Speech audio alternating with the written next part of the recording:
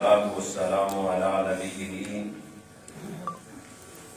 وعلى آله وأصحابه نشهد أن لا إله إلا الله وحده لا شريك له ونشهد أن سيدنا ونبينا وحبيبنا ومولانا محمدا عبده ورسوله صلى الله تعالى عليه وآله وسلم. اما بعد فاعوذ باللہ من الشیطان الرجیم بسم اللہ الرحمن الرحیم. اللہم صل وسلم علی سیدنا و نبینا و مولانا محمد وعلی آل سیدنا و نبینا و مولانا محمد وبارک وسلم صلی علیہ. الصلاۃ والسلام علیک یا سیدی یا حبیب اللہ وعلى آلك واصحابك يا سيدي يا حبيب الله. حمد و صلاۃ کے بعد قابل عزت اور قابل احترام ذی قدر و ذی احتشام سامعین، حاضرین و ناظرین، خواتین و حضرات، آج سورہ یوسف سے سبق کا آغاز ہوگا. قرآن مجید جو آپ کے پاس ہیں ان کا صفحہ نمبر 333 ہے.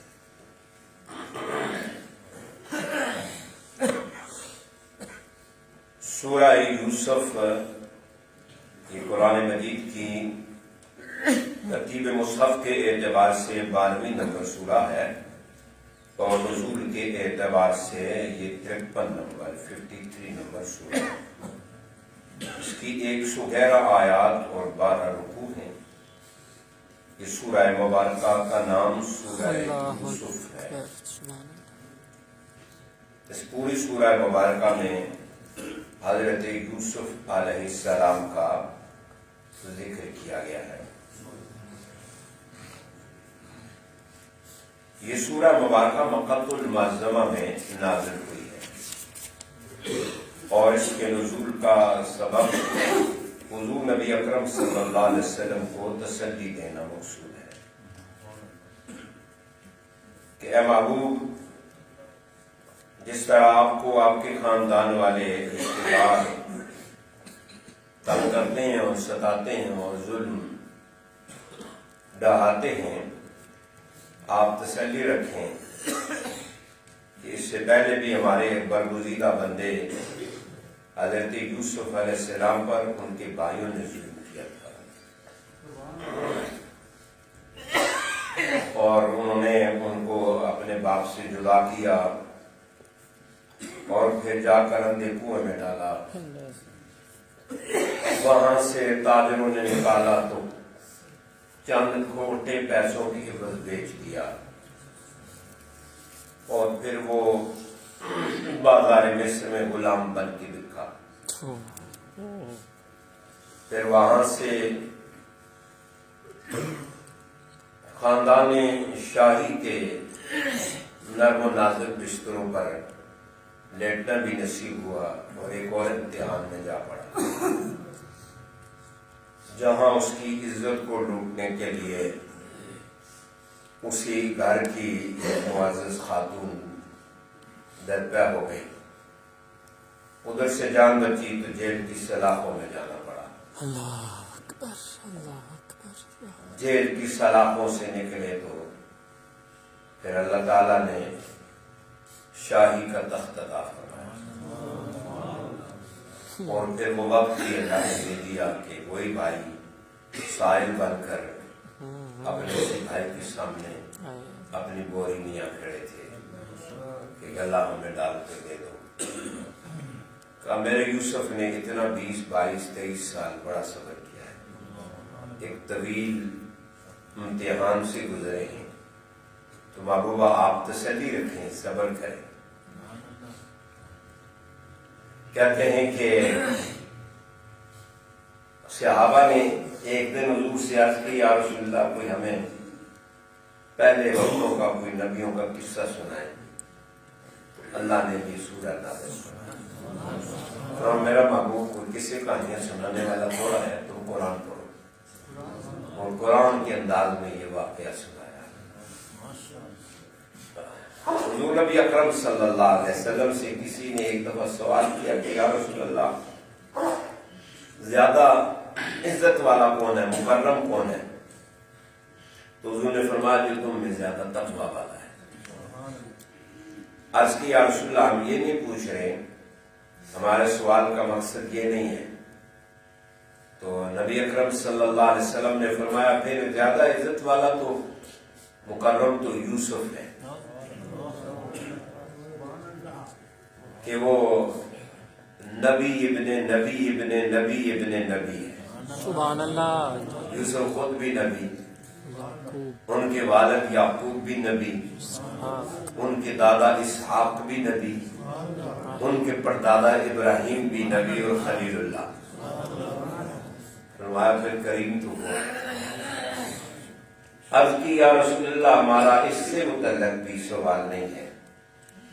حضور نے فرمایا پھر تم معادن عرب کے بارے میں سوال کرتے ہو تو سنو، جو زمانہ جاہلیت میں بہتر تھا اسلام قبول کر لے تو اسلام میں بھی بہتر۔ اللہ اکبر۔ جو اس زمانے اسلام کتنی عزت دے رہا ہے، کتنا احترام دے رہا ہے۔ کبھی اسلام عزت والوں کی پگڑی نہیں اچھالتا، اسلام تو عزت والوں کو اور عزت دیتا ہے۔ یہ کس نے کہہ دیا کہ جو اسلام میں آئے گا تو اس کی عزت نہیں رہتی، بلکہ وہ اسلام میں آئے گا پہلے سے اس کی عزت 4 گنا ہو جائے گی۔ آغاز کرتے ہیں سورہ یوسف کا۔ اعوذ باللہ من الشیطان الرجیم، بسم اللہ الرحمن الرحیم۔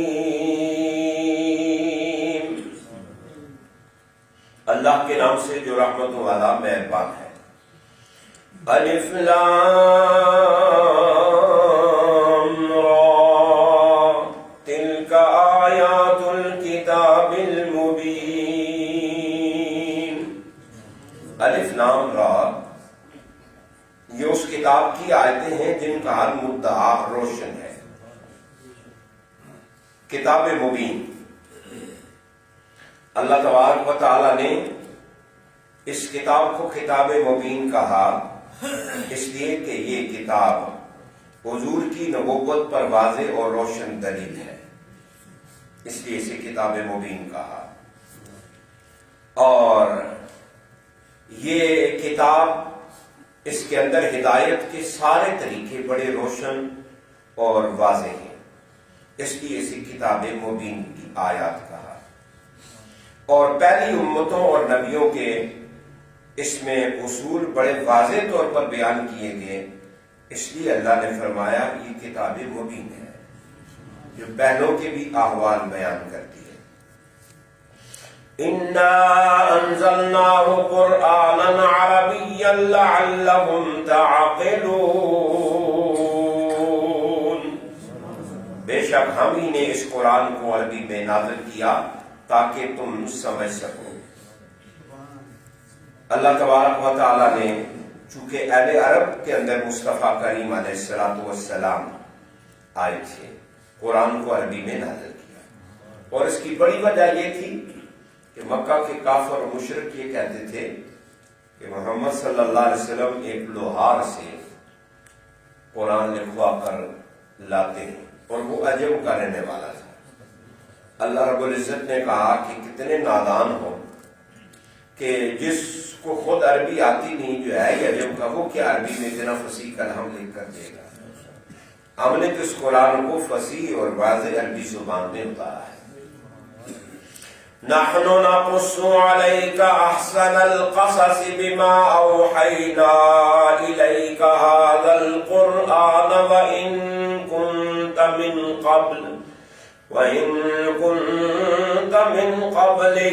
لمن الغافلين۔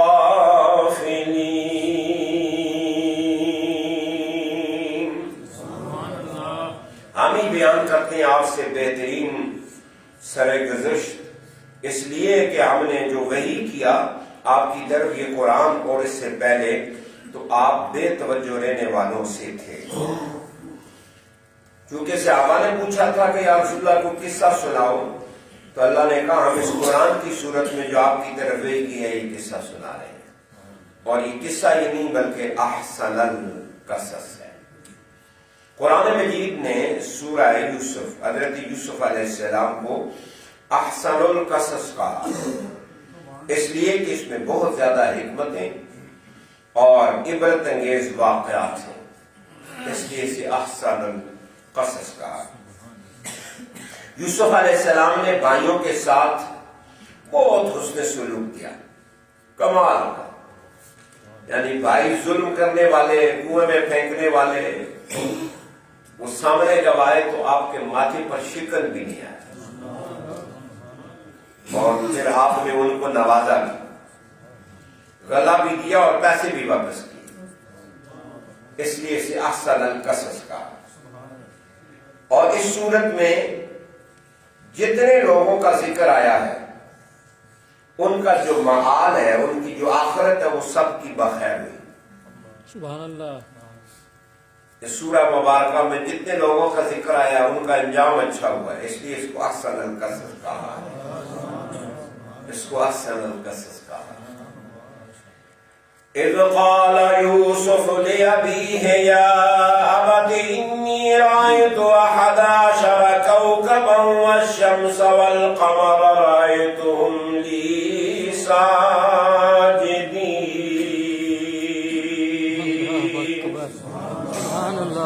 یاد کرو جب یوسف نے اپنے باپ سے کہا کہ میرے پیارے باپ، بے شک میں نے خواب میں 11 ستارے اور سورج اور چاند دیکھے، میں نے ان کو دیکھا کہ میرے لیے وہ سجدہ کرنے والے ہیں۔ حضرت یوسف علیہ السلام کی عمر مبارک اس وقت ایک قول کے مطابق 7 سال تھی اور ایک قول کے مطابق 12 یا 13 سال۔ اتنی چھوٹی عمر میں حضرت یوسف علیہ السلام کو خواب آیا، کیونکہ یہ نبی تھے تو نبیوں کے خواب سچ ہوتے ہیں، اور پہلے نبیوں پر جو وحی آتی ہے وہ صورت خواب آتی ہے۔ نبی اکرم صلی اللہ علیہ وسلم نے فرمایا مجھے پہلے رویا ہے صالحہ، نیک خواب آتے تھے، تو وحی کی ایک صورت نیک خواب ہوتی۔ نبی اکرم صلی اللہ علیہ وسلم نے ایک حدیث میں یہ بھی فرمایا اچھے خواب نبوت کا 40واں حصہ۔ اللہ اکبر۔ یہ جو قرآن مجید میں اللہ رب العزت نے فرمایا ہے لَهُمُ الْبُشْرَى فِي الْحَيَاةِ الدُّنْيَا وَفِي الْآخِرَةِ، ان کے لیے دنیا میں بھی بشارت ہے اور آخرت میں بھی۔ یہ بشرا فی الحیات الدنیا سے مراد اچھے خواب ہے۔ سبحان اللہ۔ خواب میں مکہ نظر آ جانا، مدینہ نظر آ جانا، کسی نیک اللہ کے ولی کا دیدار ہو جانا، حضور علیہ السلام کے جلوے نصیب ہو جانا، یہ بشارات ہیں دنیا میں جو اللہ مومنوں کو عطا فرماتا ہے۔ اچھے خواب انسان کی بڑی رہنمائی کرتے ہیں۔ خوابوں کی ویسے تو بڑی اقسام ہیں، لیکن جو رات کے پچھلے پہر کے خواب ہوتے ہیں وہ زیادہ ٹھیک اور درست ہوتے ہیں، لیکن خواب دیکھنے والے کو چاہیے اگر وہ خود اچھی تعبیر کر سکتا ہو تو کسی کو خواب نہ بتائے، خود ہی اس کی اچھی تعبیر کرے، اور اگر اس کو تعبیر کرنا نہیں آتی تو کسی ایسے شخص سے پوچھے جس کو تعبیر آتی ہو۔ مسجد کے امام اور خطیب کے پاس آ کر نا خواب کی تعبیر بیان کرے، اگر اس خواب کی تعبیر ہی نہیں آتی، لوگ ویسے عموماً کہتے ہیں چلو جی امام صاحب نے خطیب صاحب نے تعبیر کو، ضروری نہیں کہ مسجد کا امام اور خطیب معبر بھی ہو، تعبیر بھی جانتا ہو۔ کسی اچھے معبر اور تعبیر جاننے والے کے سامنے اپنی خواب کی تعبیر پوچھنے کے لیے خواب بیان کرو، اس لیے کہ وہ جو کہہ دے گا پھر آپ کی تعبیر وہی ہو جائے گی۔ ڈراؤنا خواب اگر کوئی دیکھو آپ کو جس میں ڈر لگے، خوف آئے، تو جو ہی آنکھ کھلے، آپ خوف سے ڈر جاتا ہے بندہ خواب میں، جو ہی آنکھ کھلے ڈر کے مارے اٹھے تو فوراً اپنے بائیں طرف تھوک دو اور پڑھو لا حول ولا قوت الا باللہ، اور کوئی چیز صدقہ کر دو کہ اللہ آپ سے اس بلا کو ٹال دے۔ اور خواب اگر اچھا آئے تو اس کی تعبیر خود نکالو، اچھی تعبیر، اس کا بہتر نتیجہ اللہ آپ کو عطا فرمائے۔ دن کے خوابوں کی کوئی تعبیر نہیں ہوتی. کئی دفعہ زیادہ کھانے سے بھی بندے کو خواب آتے ہیں، ان کو احلام کہتے ہیں. ان خوابوں کے بھی کوئی مقصد نہیں ہوتا ہے. حضرت یوسف علیہ السلام نے 7 سال 12 یا 13 سال کی عمر میں خواب دیکھا، اور خواب میں آپ نے 11 ستارے دیکھے، ایک سورج دیکھا، ایک چاند دیکھا، وہ سجدہ کر رہے ہیں ان کو. قال یا بنی لا تقصص رؤیاک علی اخوتک فیکیدوا لک کیدا ان الشیطان للانسان عدو مبین. یعقوب نے فرمایا میرے بیٹے بیان نہ کرنا اپنا خواب اپنے بھائیوں سے، ورنہ وہ تیرے لیے کوئی سازش بنا لیں گے. بے شک شیطان انسان کا کھلا دشمن. حضرت یعقوب علیہ السلام تو نبی تھے، اور وہ نگاہ نبوت سے جان گئے کہ میرا یہ شہزادہ بھی نبی ہے، اور بس وہ خواب کی تعبیر پوری جان گئی. پورا نقشہ ذہن میں آ گیا کہ ابھی میرے بیٹے کے ساتھ کیا ہونا ہے اور کن مراحل سے گزر کر اس نے آگے جانا ہے. حضرت یعقوب علیہ السلام نے کہا میرے شہزادے نہ بتانا اپنے بھائیوں کو، یہ آپ کے ساتھ کوئی سازش بنا لے گی. باپ خود کہہ رہا ہے کہ بیٹے بے شک میرے ہیں، لیکن سنو ایک باپ کے بیٹے بھی ایک جیسے نہیں ہوتے، رنگ برنگے ہوتے.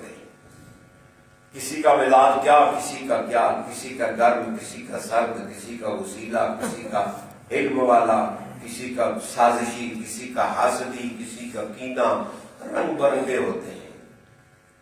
کہا کہ یہ تیرے ساتھ حسد کریں گے، سازش کریں گے، اس لیے ایسا نہ کرنا. دوسرا شیطان پیچھے لگا ہوا ہے، ان میں نہ بھی ہو ایسی بات تو شیطان آ کر کان میں ڈال دے گا، دیکھو نا. تو اس لیے یہ خواب نہیں بیان کرنا. بہرحال کسی طریقے سے خواب اوپن ہو گئی، مایوں تک قصہ پہنچ گیا 11 ستاروں کا. وَكَذَلِكَ يَجْتَبِيكَ رَبُّكَ وَيُعَلِّمُكَ مِن تَأْوِيلِ الْأَحَادِيثِ وَيُتِمُّ نِعْمَتَهُ عَلَيْكَ وَعَلَىٰ آلِ يَعْقُوبَ كَمَا أَتَمَّهَا من قبل إبراهيم وإسحاق إن ربك عليم حكيم. اور اسی طرح منتخب کرے گا تجھے تیرا پروردگار، اور سکھا دے گا تجھے باتوں کے انجام تک پہنچ جانا، اور پوری فرمائے گا اپنی نعمت آپ پر اور آل یعقوب پر، جیسا کہ اس نے تمام فرمائی اس سے پہلے آپ کے والدین ابراہیم اور اسحاق پر. یقیناً پروردگار تیرا سب کچھ جاننے والا حکیم ہے. حضرت یعقوب علیہ السلام نے تو پوری تعبیر بتا دی، خواب کی تعبیر بتا دی. جو لوگ یہ کہتے ہیں کہ حضرت یعقوب علیہ السلام کو اگر پتہ ہوتا تو وہ یوسف کے لیے رو رو کر اپنی آنکھوں کی بینائی کیوں ضائع کر دیتے. ان کی بھی اندھیر نگری کی حد ہے اور نادانی کی حد ہے.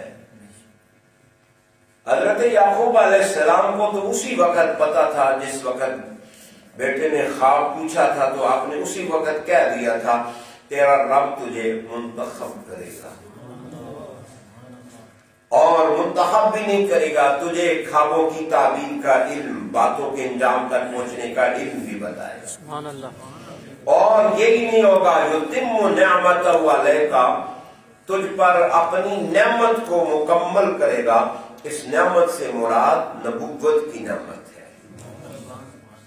اسی طرح جیسے آپ کے والدین، آپ کے بابا ابراہیم اور اسحاق پر اس سے پہلے اللہ نے اپنی نعمت کو مکمل کیا، وہ نعمت نبوت کی جو اسحاق اور حضرت ابراہیم کو عطا فرمائی. اسی طرح اللہ آپ پر بھی اور آل یعقوب پر اس نعمت کو مکمل فرمائے گا۔ آپ نے تو پہلے بشارت دے دی آپ نبی ہوں گے، آپ کو نبوت عطا ہوگی۔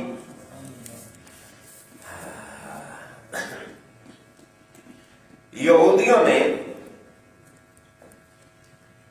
کچھ لوگوں کو مدینہ شریف میں بھیجا کہ وہ جا کر پوچھیں کہ محمد صلی اللہ علیہ وسلم سے شام میں ایک نبی تھا، اس کا ایک بیٹا چلا گیا تھا اور وہ ان کے فراق میں روتے روتے نابینا ہو گیا تھا، وہ کون تھا؟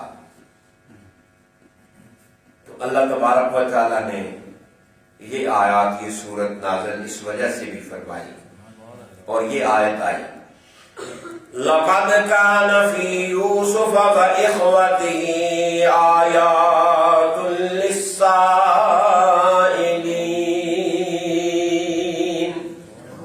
قسم ہے یوسف اور ان کے بھائیوں میں نشانیاں ہیں پوچھنے والوں کے لیے، وہ جنہوں نے سوال کیا پوچھا تو ان کے لیے بڑی نشانیاں ہیں جو اللہ تعالیٰ نے اس حضرت یوسف علیہ السلام کے بارے میں بیان فرمائے۔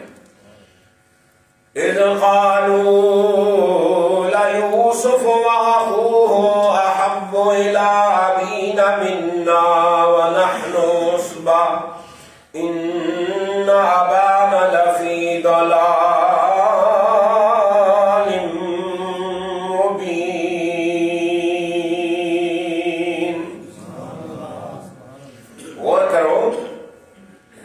جب کہا بھائیوں نے کہ یوسف اور اس کا بھائی ہمارے باپ کو ہم سے زیادہ پیارا ہے، حالانکہ ہم ایک مضبوط جماعت ہیں، بے شک ہمارا باپ کھل مکھلا محبت میں وارفتہ ہے۔ کئیوں نے تو ترجمہ اس کا وہی کیا جو کرتے ہیں، کھلی گمراہی میں ہیں تو بے راہ ہیں، لیکن محبت والوں نے تو دلال کا معنی کیا محبت میں وارفتہ ہے۔ حضرت یوسف علیہ السلام کو اللہ نے حسن بھی کمال کا دیا، اس پر کہتے ہیں سونے پر سہاگا، یہ کہ نبوت کا نور بھی آپ کی پیشانی سے علیحدہ تھا، اور پھر اولاد خلیل اللہ ہو اور پھر نبوت بھی ہو تو پھر اللہ نے کتنا حسن رکھا ہوگا۔ کمال کا حسن حضرت یوسف علیہ السلام کو عطا کیا۔ تو ویسے بھی بیٹا سونا ہو تو باپ کو تو اچھا لگتا ہے، لیکن پھر نبی بھی ہو تو اپنے باپ کو اور کتنا اچھا لگے گا۔ تو فطرتی طور پر ایسے بھی ہوتا ہے، بعض دفعہ بچوں میں سے کسی ایک بچے کے ساتھ باپ کا لگاؤ زیادہ ہوتا ہے، اس کا مقصد قطعاً یہ نہیں ہوتا کہ دوسرے بچے اچھے نہیں لگتے، باپ کے لیے سارے بچے اچھے ہوتے ہیں۔ وہ کہتے ہیں کہ اگر کسی ایک انگلی کو اگر درد ہو تو ساریوں میں محسوس ہوتا ہے، باپ کے لیے سب برابر ہوتے ہیں، ایک ہاتھ کی انگلیوں کی طرح ہوتے ہیں، لیکن کام اپنا اپنا ہوتا ہے۔ انگوٹھا اپنا کام کرتا ہے، شہادت والی انگلی اپنا کام کرتی ہے، درمیانی اپنا کام کرتی ہے، چھوٹی اپنا کام کرتی ہے۔ حیثیت کسی کی بھی ختم نہیں ہوتی، مقام اپنا اپنا ہوتا ہے، کسی کا زیادہ ہوتا ہے اور کسی کا کم ہوتا ہے۔ حضرت یعقوب علیہ السلام کو اپنے بیٹوں میں سے حضرت یوسف کے ساتھ محبت زیادہ تھی، اوپر سے یہ کام بھی ہو گیا کہ انہوں نے خواب دیکھ لی ہے تو بھائیوں نے کہا یہ تو کام، یہ باپ ہم سے زیادہ اس سے محبت کرتا ہے، جبکہ نحن عصبہ، ہم مضبوط جماعت ہیں۔ یہ کیوں کہا ہم مضبوط جماعت ہیں؟ دراصل حضرت یعقوب علیہ السلام کی 3 شادیاں تھیں اور آپ کی ایک بیوی تھی، اس کا نام لیا تھا، اس کے بدن سے روبیل، شمعون، لاوی، یہودا، ریان، یسجر یہ پیدا ہوئے۔ وہ فوت ہوگی تو انہیں کی بہن راہیل سے آپ نے شادی کی، ان کے بدن سے یوسف اور بنیامین پیدا ہوئے، اور باقی آپ کی اولاد جو تھی وہ کنیزوں سے پیدا ہوئی، جن میں ایک کا نام دان، ایک کا نفتالی، ایک کا جاد، ایک کا عاشر تھا۔ یہ کنیزوں کی اولاد تھی اور یہ کل آپ کے 12 بیٹے تھے۔ حضرت یعقوب علیہ السلام کے 12 بیٹے تھے. حضرت یوسف اور بنیامین یہ 2 سگے بھائی تھے. سب سے چھوٹے بنیامین تھے, یوسف ان سے بڑے تھے. حضرت لازمی بات ہے یعقوب علیہ السلام کو چھوٹا ہونے کی وجہ سے بھی ان سے محبت تھی. اب فیصلہ یہ ہوا یہ ہم سے زیادہ ان سے محبت کرتے ہیں جبکہ ہم جتھا ہیں, کیونکہ یہ پہلی بیوی سے تھے یہ, اور اس لیے جوان بھی تھے, طاقتور بھی تھے, کام کاج بھی کرتے تھے, باپ کی ضرورتیں بھی پوری کرتے تھے, باپ کا ہاتھ بھی بٹاتے تھے. اس لیے انہوں نے کہا کام سارے ہم کریں اور باپ کی خدمت ہم کریں. اور جب محبت کا واری آئے تو جناب نعرے یوسف کے بجے. یہ حسد تو ہر جگہ پر ہوتا ہے, ادھر بھی حسد شروع ہو گیا. کہا اقتلوا یوسف واطرحوه ارضا یخل لکم وجہ ابیکم وتكونوا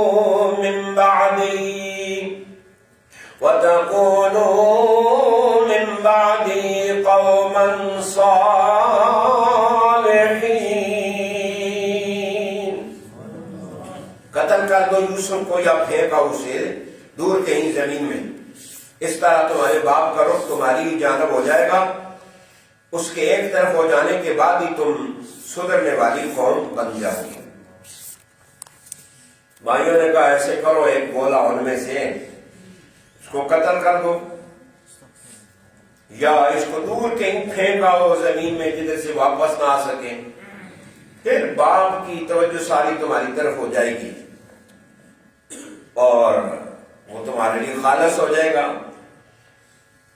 اولاد تو نبی کی تھی, اندر ایک خوف تو ضرور تھا, ڈر تو تھا کہ قتل کریں گے تو یہ تو قتل کرنا تو سخت گناہ ہے. تو کہا کہ وَتَكُونُ مِن بَعْدِ قَوْمًا صَالِحِينَ. ایک تو معنی اس کا جو ترجمے میں قبلہ مرشد کریم نے کیا کہ تم اس کے بعد پھر سدھر جاؤ گے. تو کئی بندے جو ہے وہ قتل کر کے بھی اپنے آپ کو صالح کہتے ہیں, قتل کے بعد بھی لوگ صالح ہو جاتے ہیں اور نیک ہو جاتے ہیں, وہ اپنے آپ کو سدھرا ہوا کہتے ہیں. لیکن سنو, قتل کے بعد کوئی سدھرتا نہیں ہے, وہ بگڑ جاتا ہے. اور دوسرا معنی اس کا یہ ہے کہ وَتَكُونُ مِن بَعْدِ قَوْمًا صَالِحِينَ. اولاد تو نبی کی تھی, اس لیے ان کو خیال تھا کہ ہے تو گناہ, چلو ایسا کریں گے توبہ کر لیں گے, اللہ گناہ معاف کر دے گا, پھر نیکیاں کریں گے تو پھر نیک ہو جائیں گے, پھر نیک ہو جائیں گے. یاد رکھیے جو اس نیت سے گناہ کرے کہ میں گناہ کے بعد توبہ کر لوں گا, یہ سخت جرم ہے, یہ ایک اور گناہ ہے. یہ ایک اور گناہ ہے. ایک ہوتا ہے غلطی سے گناہ ہو جانا, بھول سے گناہ ہو جانا, لیکن اس وجہ سے گناہ کرنا کہ خیر میں بھی گناہ کرتا ہوں, شام کو توبہ کر لوں گا, تو یہ اور ڈٹھائی ہے, ایسا نہیں ہونا چاہیے. قال قائل منهم لا تقتلوا يوسف والقوه في غيابة الجب يلتقط بعض السيارة إن كنتم فاعلين.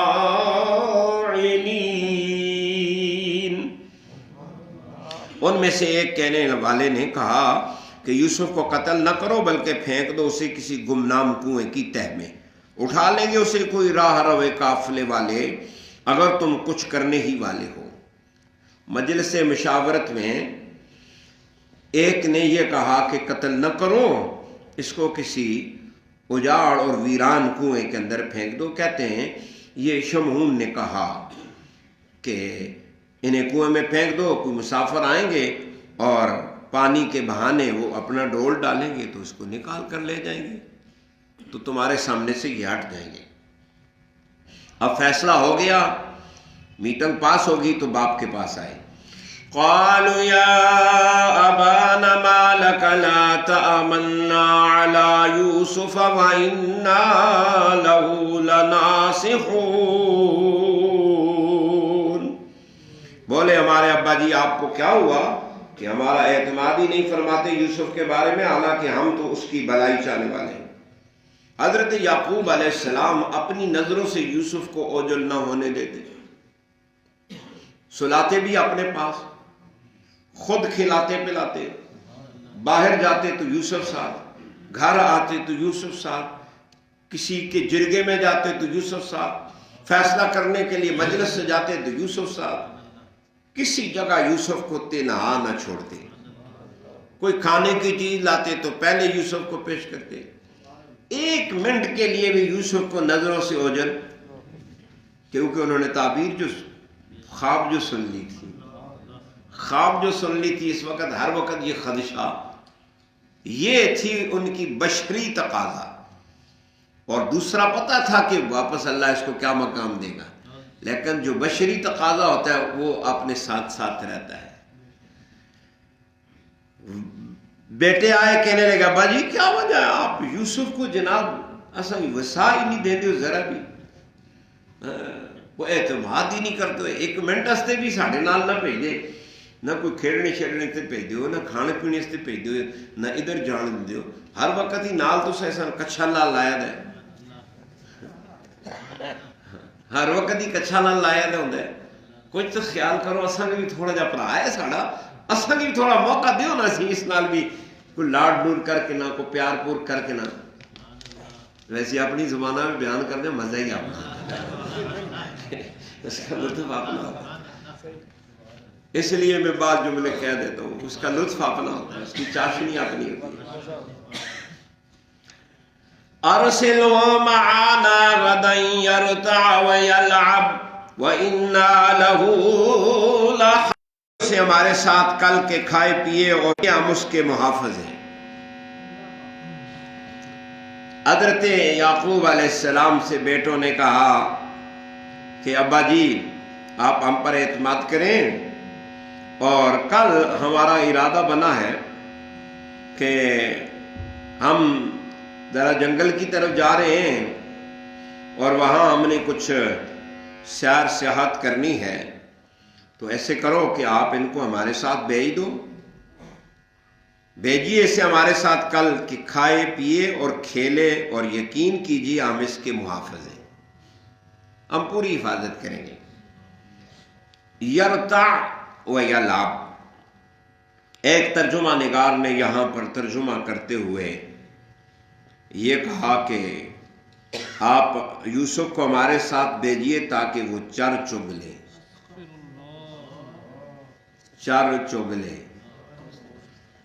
چرتے چگتے تو ڈنگر ہیں، بکریاں ہیں یا ڈور ڈنگر بیل گائے چرتی چگتی ہیں، انسان چرتے چگتے نہیں. اور پھر نبی، یہ فرق ہے. صرف قرآن کا ترجمہ ہی نہیں کرنا ہوتا، فہم قرآن بھی ضرورت ہے، مقام نبوت کی خیال بھی ضروری ہے. یہ باتیں ساری سامنے ہو تو تب ترجمہ ٹھیک ہوتا ہے. حالانکہ عربی کے اندر اس کا ایک ہی معنی یہ نہیں ہے کہ یہ یرتا. آپ نے فرمایا کہ بے شک مجھے اذیت پہنچائے گا تمہارا اسے لے جانا، اور ڈرتا ہوں کہ کہیں اسے بھیڑیا نہ کھا جائے اور تم اس سے بے خبر رہو. پہلے ہی بتا دیا تسا جی کل آن گیا کھنا بھیڑیا کھا گیا تو میں ہی دس چھوڑنا، تم نے بھی کل آ کے کہنا بھیڑیا کھا گیا تو میں پہلے ہی کہہ دیتا ہوں. پہلی بات یہ کہ انی لا یحزننی، کا یوسف کا لے جانا مجھے غمزدہ کرتا ہے، اس کی جدائی مجھ سے برداشت نہیں ہوتی ایک لمحہ کے لیے بھی. میرا سارا سکون، میری راحت اس کے دیکھنے میں ہے، میں اسے دیکھتا ہوں تو سکون پاتا ہوں. اور یوسف صرف بیٹے ہی نہیں تھے کہ باپ کو بیٹا اچھا لگتا ہے، چنگا لگتا ہے، خوبصورت ہو تو اور زیادہ اچھا ہوتا ہے، تو وہ اس کا چہرہ دیکھ کر سکون ملتا ہے. صرف یہی بات نہیں تھی، بلکہ حضرت یعقوب علیہ السلام حضرت یوسف علیہ السلام کو اس لیے بھی دیکھتے تھے کہ وہ اللہ کے نبی تھے، اور نبی کے چہرے کو دیکھنے کا جو اجر اور ثواب ہے وہ اپنی جگہ پر ہے. وہ اس لیے دیکھتے تھے کہ یہ نبی ہے، اور نبی کے مکھڑے کو دیکھنا کہ اس کے چہرے میں جلوائے خدا ہوتا ہے. اس لیے حضرت یوسف علیہ السلام کو اپنی نظروں سے اوجھل نہیں کرتے تھے، اور کہتے تھے تم کیوں لے کر جاتے ہو، میں بڑھاپے میں ہوں، مجھے دیکھ کر اس سے سکھ ملتا ہے، اور تم بڑھاپے میں مجھے سکھ دینے کے بجائے دکھ دے رہے ہو. تھوڑی دیر بھی لے کر جاؤ گے لیکن مجھ میں غمزدہ ہو جاؤں گا اس کے لیے، میں خیال اسی کی طرح رہے گا، میں اس کو دیکھوں گا نہیں تو میں افسردہ ہوں گا۔ اور دوسری بات یہ ہے کہ آپ اس کو لے جاؤ گے تو اس کو بھیڑیا کہیں نہ کھا جائے۔ کہتے ہیں کہ حضرت یعقوب علیہ السلام نے خواب دیکھا تھا 2 دن قبل یا چند دن قبل۔ اس خواب میں آپ نے دیکھا آپ ایک پہاڑ کی چوٹی پر ہیں اور یوسف علیہ السلام پہاڑ کے دامن میں ہیں، اور 10 بھیڑیے آئے اور انہوں نے حضرت یوسف علیہ السلام کو پکڑ لیا اور انہیں اپنے ساتھ لے گئے۔ وہ بھیڑیے بھائیوں کی صورت میں تھے، وہ 10 بھیڑیے جو تھے وہ خواب کی تعبیر حضرت یعقوب علیہ السلام تو جان گئے تھے، لیکن ساتھ یہ بھی کہا وَأَنْتُمْ عَنْهُ غَافِلُونَ، ہو سکتا ہے تمہیں پتہ نہ ہو، تم کہیں کھیل کود میں لگے ہو اور پیچھے سے میرے یوسف کو بھیڑیا اٹھا کر نہ لے جائے۔ قَالُوا لَئِنْ أَكَلَهُ الذِّئْبُ وَنَحْنُ عُصْبَةٌ إِنَّا إِذًا لَخَاسِرُونَ،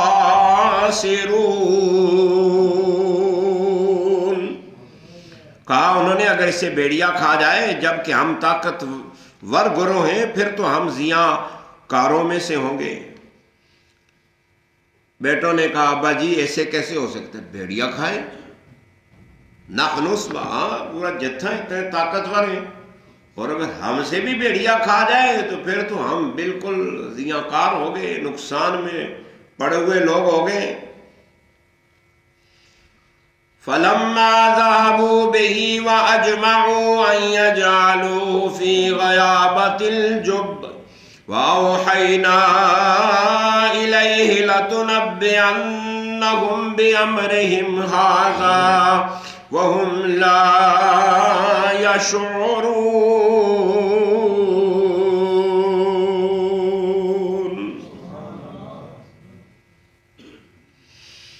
اس طرح کی باتوں سے جب اسے لے گئے اور سب اس بات پر متفق ہو گئے کہ اسے ایک اندھے کنویں میں ڈال دیں، اور ہم نے وحی کی اس کی طرف کہ تو انہیں آئندہ ان کا یہ کام جتائے گا، درا حال ہے کہ وہ نہ جانتے ہوں گے۔ آخر فیصلہ ہو گیا اور حضرت یوسف علیہ السلام کو وہ لے کر چل پڑے۔ یعقوب علیہ السلام نے اجازت دے دی، اور جب باپ کو سے لے کر جو ہی باپ کی نظروں سے اوجل ہوئے تو نظریں بدل گئی۔ باپ کے سامنے تو بڑی چاپلوسی، بڑی محبت، یہ ہمارا بھائی ہے، ہماری جان ہے، ہمارا جگر ہے، ہمارا پیارا ہے، ہمارا لاڈلا ہے، ہم اسے اپنے سر پر بٹھا کر رکھیں گے، ہم پورا جتھا ہیں اس کی حفاظت کریں گے، کوئی نقصان نہیں دیں گے۔ اور جب ہیلے بہانے کر کے بھائی اپنے بھائی کو لے کر باپ کی نگاہوں سے اوجل ہوئے، جو ہی مکان سے باہر نکلے، محلے سے آگے ہوئے، جنگل کی طرف بڑھے، تو ایک نے تھپڑ رسید کیا، دوسرے نے تماچا مارا، ایک نے زلفیں کھینچی، ایک نے ماما اتارا، ایک نے گھونسا مارا، ایک نے لات ماری، اور ایک نے کہا بڑا تو لاڈلا ہے، باپ کے پاس رہتا ہے، باپ کو ہماری طرف سے دور کیا ہوا ہے۔ پھر ایک گھونسا مارا اور کہا کدھر ہے تیرے وہ 11 ستارے جو تجھے سجدہ کر رہے تھے، کہاں ہے وہ سورج و چاند جو سجدہ کر رہا تھا، بتانا اب خوابوں کی تعبیر، کدھر ہے تیرا سورج، کہاں ہے تیرا چاند، کہاں ہے تیرے 11 ستارے جو سجدہ کر رہے ہیں۔ یوسف ایک بھائیوں کو دیکھ رہے ہیں، چہرے کو تکتے ہیں، کہتے ہیں تم میرے بھائی ہو، لاڈ سے کہتے ہیں میرے لالا میں نے کیا کیا، مجھے کیوں مارتے ہو، بھائی جان مجھے کیوں مارتے ہو، میرے ویر میں آپ کا چھوٹا بھائی ہوں، میرے ساتھ کیوں ظلم کرتے ہو، میں نے آپ کا کیا بگاڑا ہے۔ آگے سے ایک اور تماچا لگتا ہے اور گھسیٹتے ہوئے آپ کو مارتے ہوئے اور کوستے ہوئے آپ کو لے کر جاتے ہیں۔ جب کنویں کے پاس لے کر گئے تو آپ کی قمیص اتاری، آپ نے کہا میری قمیص کیوں اتارتے ہو، کیوں مجھے بے آبرو کرتے ہو، مجھے حیا پسند ہے، مجھے ننگا نہ کرو۔ لیکن وہ ایسے بھیڑیے ہیں کہ آگے سے جناب سنتے ہی نہیں ہیں۔ चुनाचे कमीज उतारी और रस्सी में आपको कसा और रस्सी में बांध कर आपको कुएं में लटका दिया। और जब आप कुएं में थोड़ा नीचे चले गए, रस्सी इसलिए बांधी कि पीछे से हम रस्सी को छोड़ देंगे और ये कुएं के अंदर चला जाएगा। जिस वक्त कुएं में लटकाया तो अल्लाह ने वही की, कुएं के अंदर वही आई, कुएं के अंदर हजरत यूसुफ को वही आई। वअौहैना इलैहि लतुनब्बिअन्नहुम बिअम्रिहिम हाज़ा वहुम ला यशऊरून। और हमने वही की उसकी तरफ कि तू उन्हें आइंदा उनका ये काम जताएगा, दरहाल है कि वो जानते नहीं होंगे, वो ना जानते होंगे। कहा यूसुफ आप परेशान ना हो, एक वक्त आएगा, आप तो ये कुएं में डाल रहे हैं, कल आप तख्त शाही पर हो गए, ये आपके सामने गदागर बन खड़े होंगे, ये बोरियां लेकर सवाली बनकर आएंगे, आप इन्हें पहचान। मेरा यूसुफ भाइयों ने कुएं में फेंक दिया, रस्सी छोड़ दी, कुएं के निस्फ तक नहीं पहुंचे थे कि मैंने अपना पर नीचे बिछा लिया था। हजरत यूसुफ अलैहिस्सलाम के नीचे जिब्राइल ने अपना पर बिछा लिया। हाय हाय हाय हाय, हजरत यूसुफ हैं कुएं में, कहाँ वो बाप की गोद, कहाँ याकूब का सीना, कहाँ बिस्तर याकूब की वो लज्जतें, वो नूरानी बरकतें, और कहाँ भाइयों के तमाचे और लातें और घोंसे और बुरा भला, और कहाँ कुएं के अंदर अंधेर अंधेर कुआं। वजाऊ अबाहुम इशाअन यबकून, और आए अपने बाप के पास रात हुए गिरियाजारी करते हुए। क़ालू या अबाना इन्ना ज़हबना नस्तबिक़ु व तरकना यूसुफ़ इन्द मताइना फ़अकलहु ज़िब वमा अन्त बिमुअ्मिनिन लना वलौ कुन्ना सादिक़ीन।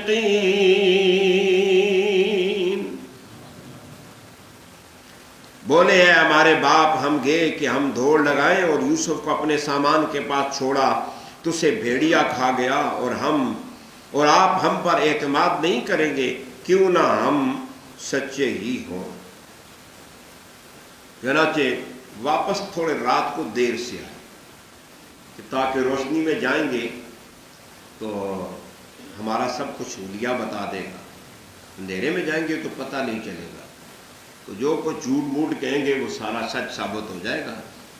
रात देर से आए, याकूब अलैहिस्सलाम के इंतजार में, कब मेरा बेटा आता है, कब मेरा बेटा आता है। बाप इंतजार में दरवाजे की तरफ ही देख रहे हैं, इतने में एक मातमी जुलूस आ गया, एक मातमी जुलूस आ गया। ये मातमी जुलूस बाबा है, एक मातमी जुलूस आ गया। हाय मर गया पिटिया, हाय मर गया, सीने कोबे करते हुए जनाब, बाल नोचते हुए और हाय और फरियाद करते हुए मातमी जुलूस आ गया 10 भाइयों का, और कहते हैं हमारा भाई गया चला गया, रोना पीटना, हाय फरियाद ताड़ा, मर गया मिट गया। अब्बा जी क्या हुआ, याकूब अलैहिस्सलाम क्या हुआ? अब्बा जी हम तो गए थे खेलने के लिए, हमने आपस में दौड़ का मुकाबला लगा लिया एक दूसरे के साथ, तो हम अपनी दौड़ में मशगूल हुए तो दूर निकल गए, तो पीछे से यूसुफ को भेड़िया आके खा। हमें पता है, हम सच भी कहें तो आप हम पर यकीन नहीं करोगे, यह ही झूठ है। हम सच भी कहें तो यकीन नहीं करोगे, ये तो है ही झूठ है, तो कैसे आप यकीन करोगे? वजाऊ अला क़मीसिही बिदमिन कज़िब क़ाल बल सव्वलत लकुम अनफुसुकुम अमरा फसब्रुन जमील वल्लाहुल मुस्तआनु अला मा तसिफून।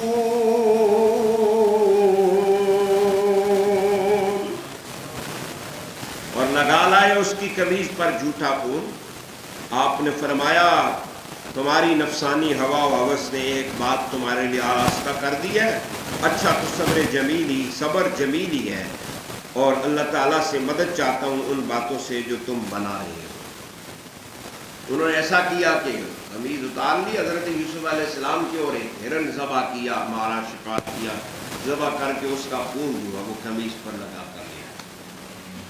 ان کی سادگی کی بھی حد ہے. سلام ان کی سادگی.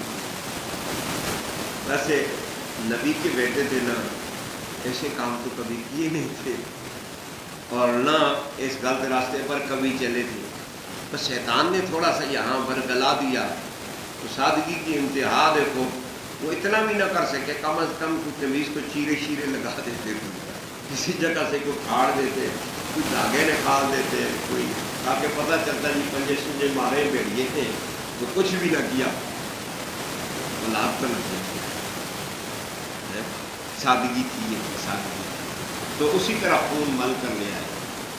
کہا ابا جی یہ قمیض دیکھ لو. اور حضرت یعقوب علیہ السلام نے قمیض کو لے کر اپنے منہ پر ڈالا. خوشبو یوسف کی خوشبو دی. آنکھوں سے آنسو سامن بھی جاری ہو گئے اور فرمایا یہ کیسا بھیڑیا تھا جس نے قمیض کو کچھ نہیں کہا، میرے بیٹے کو کھا گیا. یہ کیسا بھیڑیا تھا، قمیض کو کچھ نہیں کیا، وہ سلامت ہے اسی طرح اور میرے بیٹے کو کھا گیا. یہ کیسا بھیڑیا.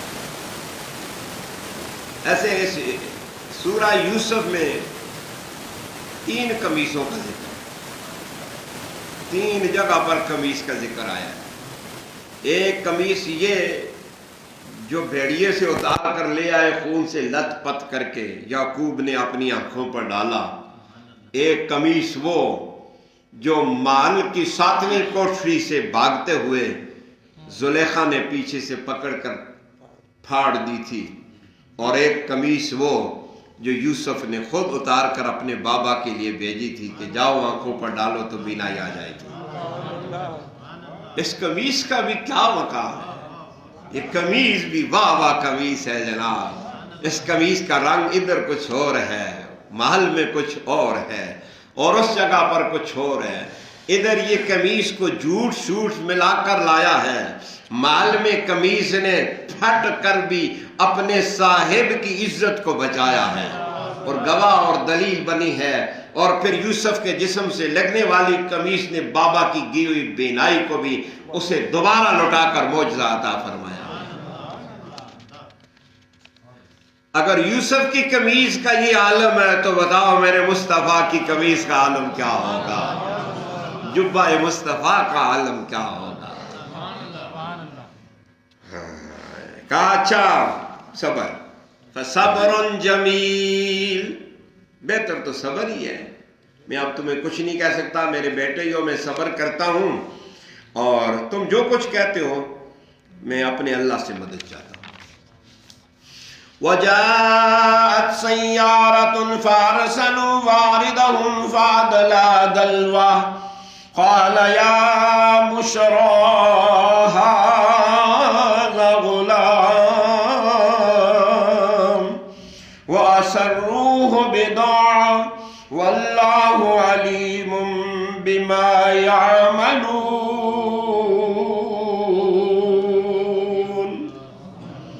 راہگیروں کا ایک قافلہ آیا تو بھیجا انہوں نے اپنے پانی بھرنے والے کو، تو اس نے اپنا ڈھول ڈالا تو وہ پکار اٹھا، مبارک مبارک یہ ایک لڑکا ہے، اور چھپا لیا اسے قیمتی مال سمجھتے ہوئے، حالانکہ جو کچھ وہ کر رہے تھے اللہ اسے خوب جاننے والا تھا.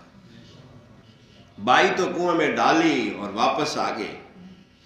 پیچھے سے صبح کے وقت ایک قافلہ وہاں پر پہنچا.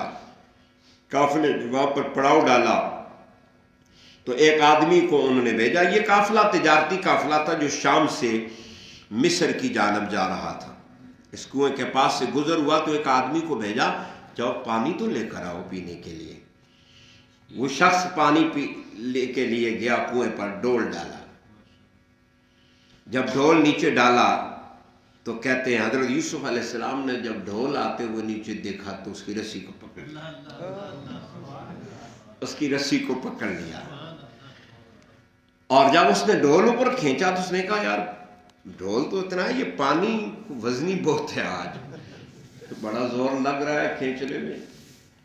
جب اوپر پہنچا ڈھول تو دیکھا پانی تو نہیں تھا ڈھول میں، لیکن ایک حسن کا پیکر تھا، ایک جلوائے حسن تھا، ایک نور سے بھرا ہوا چہرہ تھا جس کی روشنی آنکھوں کو چندیا رہی تھی، اور وہ اس کے اوسان خطا ہو گئے، چونکہ اس وقت غلامی کا دور دورہ تھا، بس خیال اس کا اسی طرف گیا، کہنے لگا یا بشرا ھذا غلام، او سنگیوں مبارکو، ہم کو بے قیمت بغیر قیمت میں مفت میں غلام مل گیا ہے، بڑا پیسہ ملے گا، بڑا پیسہ ملے گا۔ یہ دیکھو ایک نوجوان لڑکا ہے، کتنا حسین و جمیل ہے، فَأَسَرُّوهُ بِدَاعًا، انہیں وہ چھپاؤ کوئی نہ دیکھ لے، چھپاؤ۔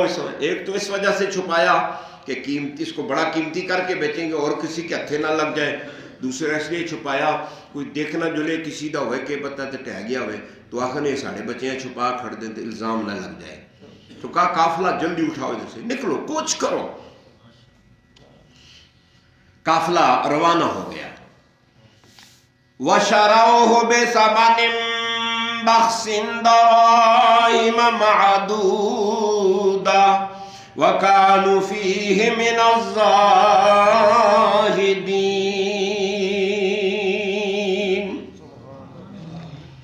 اور بیچ دیا انہوں نے اسے ہلکی سی قیمت پر جو گنتی کے چند درہم تھے، اور انہیں اس معاملہ میں کوئی زیادہ دلچسپی بھی نہیں تھی۔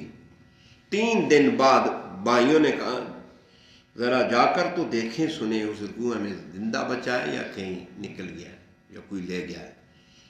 فوراً دوسرے دن تو اس لیے نہ گئے کہ ابا جی کہیں شک نہ کریں، تو تیسرے دن آئے، جائے دیکھا اس کنویں پر تو کنویں میں تو کچھ بھی نہیں تھا، نشان دیکھے قدموں کے، ایک قافلہ کوئی گزرا ہے، آثار قافلے کے نظر آئے تو اس طرف چل پڑے، پیچھے گئے تو کچھ فاصلے پر ان کو قافلہ مل گیا، قافلے تک قدموں کے نشانوں سے پہنچ گئے، اور انہیں جا کر کہا تمہارے پاس ہمارا لڑکا ہے کوئی؟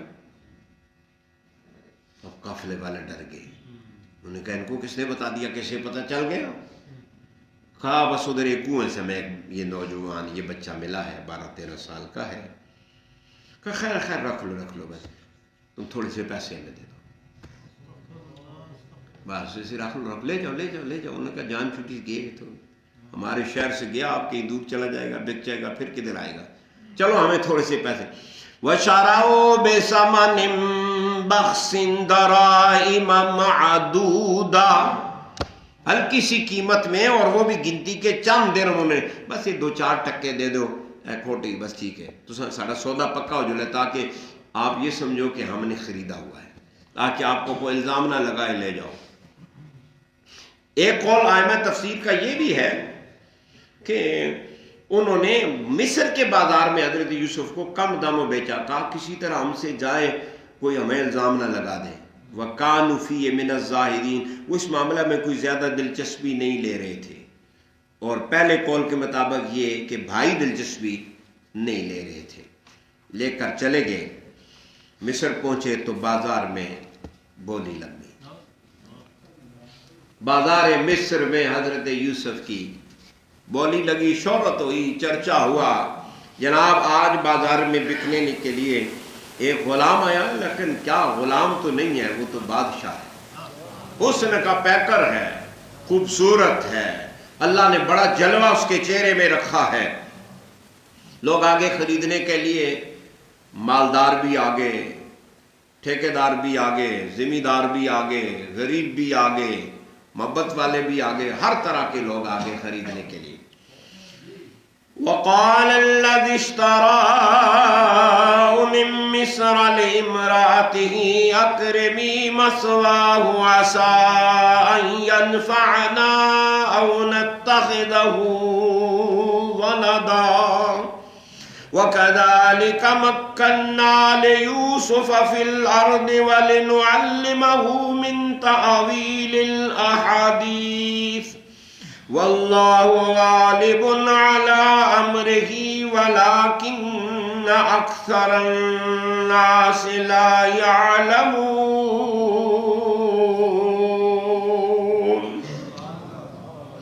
اور بولا وہ شخص اپنی بیوی سے جس نے یوسف کو مصر سے خریدا، انہیں عزت سے رکھو، شاید یہ ہمیں نفع پہنچائیں یا انہیں ہم اپنا فرزند بنا لیں۔ اور اسی طرح ہم نے تمکین بخشی یوسف کو زمین میں، اور اس لیے تاکہ سکھا دیں ہم انہیں باتوں کے انجام تک پہنچنے کا علم۔ اور اللہ اپنے کام پر غالب ہے لیکن اکثر لوگ جانتے نہیں۔ چنانچہ مصر میں سودا بولی لگی تو کوئی کیا درہم، کوئی دینار، کوئی کیا لے کر آیا۔ کہتے ہیں بازار مصر میں ایک عورت بھی آئی، میں نے کہا کوئی محبت والے بھی آئے، وہ کہتے ہیں ایک سوت کی کٹی لے کر آئی۔ کسی نے کہا اے پگلی یہ تو کدھر آئی ہے، یہ سوت کی اٹی سے کیا ملتا ہے؟ اس نے کہا میں خرید تو نہیں سکتی، مجھے پتا ہے، لیکن کل قیامت کے دن اگر اللہ نے پوچھ لیا کہ میرے یوسف کو کس کس نے خریدنے کی کوشش کی تھی، کون کون خریدار تھا، تاکہ میرا بھی اس صف میں، اس فہرست میں میرا بھی نام آ جائے، میں بھی یوسف کے خریداروں میں تھی، میں بھی یوسف کے خریداروں میں تھی۔ چنانچہ حضرت یوسف علیہ السلام کا قرعہ جس آدمی کے نام پر چڑھا، جس کو سب سے زیادہ جس نے قیمت لگائی اور جس نے اسے خریدا، اس کا نام کتفیر تھا یا خوتی فار، دو نام آئے، اور اس کی بیوی کا نام راعیل یا زلیخا، دو نام آئے، مشہور زلیخا تھا۔ یہ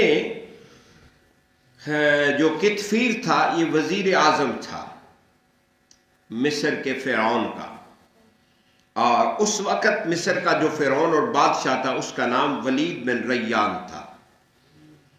چنانچہ اس نے حضرت یوسف علیہ السلام کو خریدا، اس کی اولاد نہیں تھی، اپنی بیوی سے آ کر کہا کہ میں یہ بچہ خرید کر لایا ہوں، اس کو بڑی عزت سے رکھنا، یہ بہت اچھا بچہ ہے، بڑا سونا بچہ ہے، اس کی عادتیں بہت اچھی ہیں، میں نے جس وقت سے خرید کر لے کر آیا ہوں راستے میں اس کے ساتھ میرا کلام ہوا ہے، بات چیت ہوئی ہے، یہ تو اس دنیا کا آدمی نہیں ہے، یہ بڑا اعلیٰ اخلاق کا بندہ ہے، اس کو بڑی عزت سے جگہ دینا رکھنا، اس کا بہت خیال کرنا، اس سے ہمیں بہت نفع ہوگا، اور یا ہم اسے اپنا بیٹا بنا لیں، اس جیسا بیٹا ہمیں مل جائے تو ہماری تو دنیا ہی روشن ہو جائے گی، اس لیے آپ اس کو بڑے خیال سے رکھنا۔ اللہ کہتا ہے ہم نے اس طرح یوسف کو تمکین عطا فرمائی، بادشاہ کے محل میں، وزیر اعظم کے محل میں ہم نے تمکین فی الارض حضرت یوسف علیہ السلام کو عطا فرمائی، تاکہ ہم کچھ عرصہ یوسف کو یہاں پر رکھیں اور آزاد ماحول سے نصیب ہو، کھلی فضا نصیب ہو، ہر طرف کی پریشانیوں سے بالکل خالی و ذہن ہو، تو اس عرصے میں ہم اس کو لِنُعَلِّمَهُ مِن تَأْوِيلِ الْأَحَادِيثِ، تاکہ ہم اسے کچھ علم کی باتیں سکھائیں، انجام تک پہنچنے کا علم اسے بتائیں۔ جو بھی یہ کریں گے اللہ تو اپنے امر پر غالب ہے، وَاللَّهُ غَالِبٌ عَلَىٰ أَمْرِهِ، اور اللہ اپنے امر پر غالب ہے، لیکن اکثر لوگوں کو تو پتہ نہیں، ہونا تو وہ ہے جو میرے رب نے کرنا ہے، ہاں جی، لیکن بھائیوں نے اپنا کام کیا اور اللہ نے اپنا کام دیکھا۔ پائی پہیاں دی دردی ہوندے دے پائی پہیاں دیاں باواں، میاں محمد صاحب نے تو یہ کہا نا، پائی پہیاں دے دردی ہوندے دے پائی پہیاں دیاں۔ ہمارے گاؤں میں کشمیر میں ایک آدمی تھا، فوت ہو گیا، عبد الرحمان نام تھا، اللہ اس کی مغفرت کرے، تو اس کو اپنے علاقے میں ڈسر کہتے تھے اس کو، ویسے دیسی زبان میں اس کا جو نام تھا، تو وہ اشعار پڑھتا تھا، اس طرح گانے شانے گاتا تھا، وہ اس شعر کو اور طرح پڑھتا تھا، وہ پڑھتا تھا ویسے تو یہ نا پائی پہیاں دے دردی ہوندے تے پائی پہیاں دے وہاں، تو وہ پڑھتا پائی پہیاں دے ویری ہوندے پائی پہیاں دیاں باواں۔ تو میں نے کہا اس نے بھی ٹھیک پڑھا ہے، تو میاں صاحب نے بھی ٹھیک پڑھا ہے، اس لیے کہ جس کا بھائی علی ہو تو وہ تو دردی ہوتا ہے، بھائی اگر علی جیسا ہو تو وہ جان بھی نچھاور کرتا ہے اور بستر پر لیٹ جاتا ہے، میری جان بھائی کے لیے جاتی ہے تو چلی جائے۔ یہ تو میاں صاحب نے شاید علی کو بستر پر دیکھ کر پڑھا ہو، بھائی پہیاں دے دردی ہوندے تے بھائی پہیاں دیاں باواں، اور ہمارے ڈسر صاحب نے اپنے علاقے کے بھائیوں کو دیکھ کر پڑھا اور آج کل کے بھائیوں کو دیکھ کر پڑھا کہ بھائی پہیاں دے ویری ہوندے تے بھائی پہیاں دیاں باواں۔ یہ بھی ایک ویسے بڑا دردناک قصہ ہے بھائیوں کا بھی، یہ ہر ایک کے ساتھ ہوتا ہے، گزرتا ہے۔ اللہ تعالیٰ بھائیوں کو علی جیسے بھائی کا صدقہ عطا فرمائے۔ وَلَمَّا بَلَغَ أَشُدَّهُ آتَيْنَاهُ حُكْمًا وَعِلْمًا وَكَذَلِكَ نَجْزِي الْمُحْسِنِينَ۔ اور جب وہ بلوغ و قوت کی انتہا پر پہنچے تو ہم نے انہیں حکم اور علم عطا کیا، اور ہم نیکوں کو ایسا ہی صلہ دیتے ہیں۔ کہتے ہیں اللہ نے آپ کو تعبیر کا علم عطا فرمایا اور آپ کو نبوت عطا فرمائی، اور آپ کی عمر جو اشدہ کی عمر ہوتی ہے، کہتے ہیں یہ 23 سال یا 30 سال یا 33 سال، اور ایک قول ہے 40 سال، عقل جا کر 40 سال میں کامل ہوتا ہے، اور نبوت نبی اعلان نبوت کا 40 سال کے بعد کرتا۔ حضور تو اس وقت بھی نبی تھے جب آدم مٹی اور پانی میں تھے، لیکن اعلان نبوت حضور نے کیا 40 سال کے بعد۔ اس سونے کوئی وجہ تو ہے نا، مصطفیٰ تو پیدا ہوتے ہی کامل عقل رکھتے تھے، لیکن اعلان 40 سال کے بعد کرنے کا مقصد یہ ہے کہ میں تو سب کو جانتا ہوں، مجھے پتا ہے، لیکن امت کے سارے لوگ 40 سال سے پہلے کامل عقل نہیں ہوتی انہیں، تو یہ وجہ تھی 40 سال کے بعد انسان کی عمر۔ میرے مرشد کریم ایک دفعہ واقعہ جامع رضویہ انوار علوم میں طالب علم تھا، پڑھتا تھا، وہاں درس قرآن دینے کے لیے آپ تشریف لے جاتے تھے۔ پہلی میری ملاقات قبلہ شاہ جی حضور سے وہاں پر ہوئی، اور مولانا عبد القادر صاحب اللہ غری کے رحمت کرے ان کو، وہ ہمارے پرنسپل تھے، محتمم تھے، فوت ہو گئے ہیں۔ بڑی خدمات کی انہوں نے واقعات کے اندر، دین کے حوالے سے مدارس کا ایک جال مساجد کا پھیلایا چھایا۔ تو وہاں شاہ جی حضور تشریف لے جاتے تھے درس قرآن کے لیے۔ تو ایک دفعہ جب میرا پہلا، شاہ جی کا تو پتہ نہیں کتنا تھا، میرا پہلا درس سننے کا نصیب ہوا، تو آپ کو جب دعوت دی تو سٹیج پر شاہ جی کھڑے، بالکل جوان تھے، کالی داڑھی، اور کیا جلوہ تھا، کیا جلوہ تھا۔ تو شاہ جی نے یوں مڑ کر عبد القادر صاحب سے کہا مولانا صاحب کس عنوان پر گفتگو کرنی ہے؟ تو میں نے کہا، ہم نے کہا یار یہ کیا مولوی تو تیار کر کے آتے ہیں، تو یہ ابھی عنوان پوچھ رہے ہیں، تو ابھی عنوان ملے گا تو فل فور گفتگو کرنی، کمال علم ہے، کمال علم ہے، بچے تھے۔ تو عبد القادر صاحب نے کہا حضور شاہ جی آپ اپنی مرضی جو۔ تو شاہ جی نے یہ سورہ کی آیت پڑھی، وَيْلٌ لِكُلِّ هُمَزَةٍ لُمَزَةٍ، یہ دو لفظ پڑھے، وَيْلٌ لِكُلِّ هُمَزَةٍ لُمَزَةٍ۔ آپ نے ہمز اور لمز کے 11 معنی بیان فرمائے۔ یہ بات ہے 85 کی، 84 یا 85 کی۔ شاہ جی نے ہمز اور لمز کے 11 معنی بیان کیے۔ یہ بچے تو پیدا بھی نہیں ہوتے، بہت سارے ادھر ایسے ہیں جو اس وقت پیدا بھی نہیں ہوں گے۔ تو ہمز اور لمز کے 11 معنی بیان کیے۔ اس وقت شاہ جی کی عمر ابھی 40 سال نہیں ہوئی تھی۔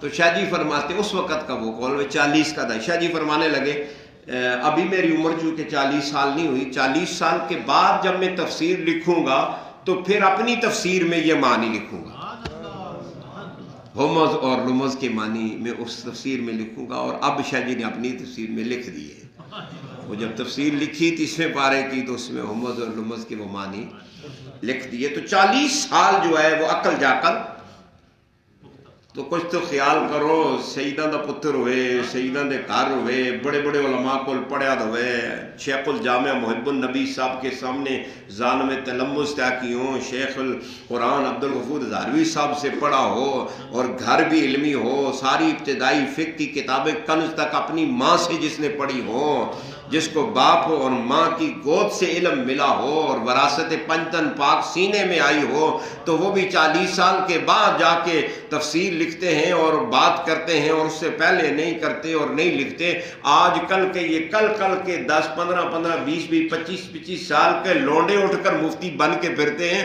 کیسے لوگوں کو ہدایت ملے؟ یہ جو گمراہی فیس بک کی منوں نے پھیلا رکھی ہے ان ملوٹوں نے، یہ سارا قصور عقل کی ناکامی اور کمی کا ہے، نہ تمام عقل کا ہے، جو اس وقت پوری امت فتنہ جو ہے بھگت رہی ہے۔ یہ فتنہ جو ہے فقط اس وجہ سے ہے 25 سال 30 سال کے مفتی جڑا نہیں جناب، جسا ہاتھ لاؤ ہی رتا بھائی تو ہی ہے، جڑا کٹو لال، یہ سارے ہی لال نہیں۔ استغفر اللہ۔ وراودته التي هو في بيتها عن نفسه وغلقت الأبواب وقالت هيت لك قال معاذ الله إنه ربي أحسن مثواي إنه لا يفلح الظالمون۔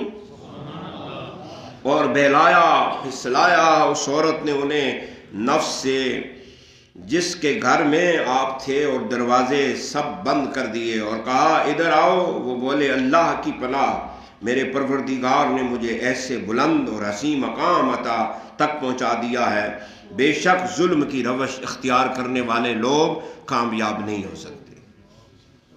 حضرت یوسف علیہ السلام ایک اور امتحان میں آ گئے۔ شاہی گھر ہے، وزیر اعظم کے محل میں ہیں، نرم و نازک بستر، شاہی کھانے، طرح طرح کی نعمتیں، ہر طرح کی آسائش میسر ہے، لیکن اب جو امتحان آیا ہے وہ سخت امتحان ہے، وہ سخت امتحان ہے۔ اللہ ایسے امتحان سے ہم سب کو بچائے۔ یہ ایسی شے ہے کہ بندہ بڑے بڑے اس میں پھسل جاتے ہیں۔ یہ تو نبی تھے جن کو اللہ نے بچایا، وہ تو معصوم عن الخطا تھے۔ عورت کا فتنہ کتنا سخت ہوتا ہے۔ اسی گھر میں جس گھر میں رہ رہے تھے، اس گھر کی جو ملکہ تھی، عزیز مصر کی جو بیوی تھی، جس کا نام زلیخا ہے، وہ حضرت یوسف علیہ السلام کے حسن پر فریفتہ ہو گئی، عاشق ہوگی حضرت یوسف علیہ السلام کی۔ بڑے ڈورے ڈالے، لیکن یوسف تھے کہ نظریں ہر وقت جھکائے، شرم و حیا کا پیکر، کبھی نگاہ اوپر نہ اٹھائی۔ اس نے کہا یہ تو قابو ہی نہیں آتا، کسی طریقے سے میرے ہاتھ میں نہیں چڑھتا۔ تو ایک دن کسی بہانے سے اپنے تخلیہ کے اندر خوابگاہ میں بلایا، 7 کوٹریاں اندر، نوکر کو کہا سارے دروازے باہر سے تالے لگا کے بند کر دو، جو اندر آئے پیچھے سے بند، دوسرا بند، تیسرا بند، چوتھا بند، 5واں بند، سارے دروازے بند۔ جب اندر پہنچے تو وراودته التي هو في بيتها عن نفسه وغلقت الابواب،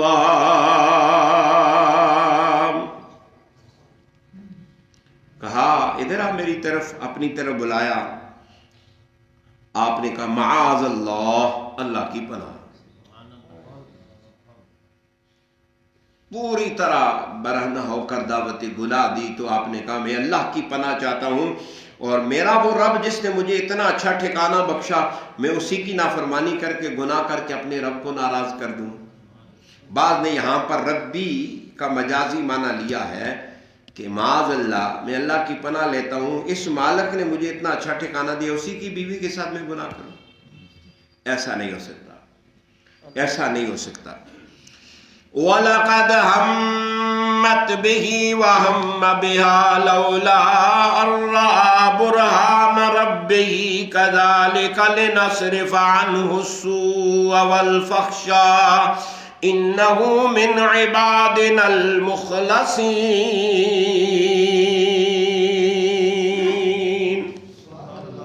اس عورت نے ان کا ارادہ کر لیا، اور وہ بھی اس کا قصد کر لیتے اگر اپنے رب کی پختہ اور روشن دلیل نہ دیکھ لیتے۔ اس طرح ہم نے اس سے برائی اور بے حیائی کو دور رکھا، بے شک وہ ہمارے برگزیدہ اور چنیدہ بندوں میں سے ہیں۔ چنانچہ حضرت یوسف علیہ السلام نے تو اللہ کی پناہ مانگ لی، کہا میں ایسا نہیں کرتا۔ قرآن کہتا ہے اس عورت نے تو گناہ کا ارادہ کر لیا۔ وَهَمَّ بِهَا لَوْلَا أَن رَّأَىٰ بُرْهَانَ رَبِّهِ، بعض میں یہ معنی کیا یہاں پر کہ استغفر اللہ، یوسف علیہ السلام نے بھی ارادہ کر لیا۔ کئی تراجم نگاروں نے بھی یہی ترجمہ لکھا ہے، لیکن یاد رکھو نبی جو ہوتا ہے وہ اللہ کی پناہ میں ہوتا ہے، وہ معصوم ہوتا ہے۔ دراصل یہاں ترجمہ کرنے میں ان سے غلطی ہوئی ہے، دونوں کا ایک ہی معنی نہیں ہے، ادھر پہلے ہمت کا معنی اور ہے اور اگلے ہمہ کا معنی اور ہے، دونوں کے معنی الگ الگ ہیں۔ محققین نے اس کا معنی یہ کیا ہے کہ یہاں پر لولا ان رأیٰ برہان ربہ یہ شرط مؤخر ہے، اور ہمہ بہا یہ جزا مقدم ہے۔ اس صورت میں معنی بنے گا زلیخا نے اس کا ارادہ کر لیا اور وہ بھی اس کا قصد کر لیتے اگر اپنے رب کی پختہ دلیل اور روشن دلیل نہ دیکھیں۔ کر لیتے، کر لیا اور کر لیتے میں زمین آسمان کا فرق ہے۔ لیکن حضرت یوسف علیہ السلام کے سامنے ایک روشن دلیل آ گئی، برہان آ گئی۔ برہان کیا تھی؟ ایک قول یہ ہے کہ برہان آسمان سے آواز آئی، جب اس نے یہ دعوت دی آسمان سے آواز آئی، یوسف تو ہمارا بندہ ہے، اس پرندے کی طرح نہ ہو جانا جس کے پر کاٹ دیے جائیں۔ کہتے ہیں دوسرا حضرت جبرائیل امین حضرت یعقوب کی صورت میں آئے، اور تیسرا یہ ہے کہ دیوار میں حضرت یعقوب کھڑے ہیں اور یوں اپنے منہ میں انگلی لیے اور کہہ رہے بیٹا تو سونے سائیں پیچھے ہونا، سائیں اگر پیچھے ہونا تو بندہ اگر مصر میں ہو اور سائیں کے نان میں ہو تو دیکھنے والے وہاں بھی پہنچ جاتے ہیں اور اپنے بندوں کو بچا لیتے ہیں، آواز دے دیتے ہیں، یا سامنے آ جاتے ہیں، یا صورت آ جاتی ہے، یا کانوں میں آواز آ جاتی ہے۔ ہاں ہوتا ہے، واللہ ہوتا ہے، آوازیں آتی ہیں اور اللہ بچا لیتا ہے۔ کہتے ہیں ایک یہ بھی تھا کہ جس وقت وہ عورت اندر گئی تو اس نے کمرے میں اپنے بت رکھے ہوئے تھے، اور جس وقت وہ حضرت یوسف کو دعوت گناہ دینے لگی تو پہلے اس نے اپنے بتوں کے منہ پر کپڑے ڈالے، ان سب کو منہ چھپا دیے کہ میں جو گناہ اب کرنے جا رہی ہوں، جس کی دعوت دینے جا رہی ہوں یوسف کو، تاکہ میرے بت جو میرے خدا نہ دیکھیں۔ یوسف علیہ السلام نے کہا کہ نادان عورت، تیرے بت جو دیکھ ہی نہیں سکتے، تو ان سے اتنا حیا کرتی ہے، میرا رب تو ہر جگہ پر دیکھتا ہے، میں کیسے اس طرف بھٹک سکتا ہوں اور اس طرف میں آ سکتا ہوں؟ میں کبھی بھی اس طرف نہیں آ سکتا ہوں۔ اللہ اکبر۔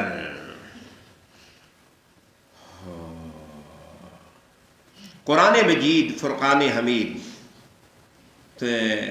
نے خود حضرت یوسف علیہ السلام کی برات کو بیان کیا ہے۔ اس واقعہ سے متعلق جتنے لوگ ہیں آپ ان سے ہی پوچھیں کیا یوسف علیہ السلام نے ارادہ کیا تھا؟ تو سارے کہیں گے نہیں کیا تھا۔ مثلا اس واقعہ میں کون کون لوگ ہیں؟